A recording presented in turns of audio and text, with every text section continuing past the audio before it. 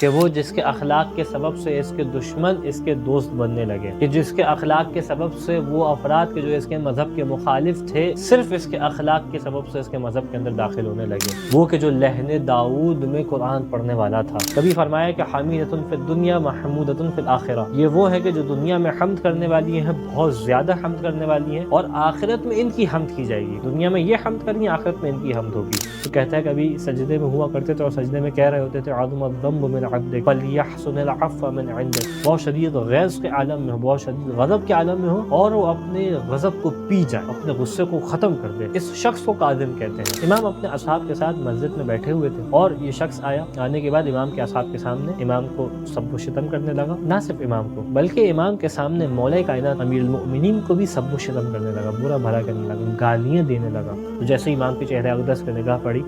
اس کی، فوراً کا اللہ اعلم حیث یجعل رسالتہ، اب یہ محبت میں آ چکا ہے، اب یہ ان کی محبت کا گرفتار ہو چکا ہے۔ کیا کہا کہ خداوند متعال زیادہ بہتر جانتا ہے کہ اپنی رسالت کو، اپنی حجیت کو کس مقام پہ قرار دے۔ یہ وہ زمانہ تھا کہ جو انتہائی مشکل ترین زمانہ تھا، اور اس زمانے میں کہ جہاں مختلف قسم کے افکار آ رہے ہیں، مختلف قسم کے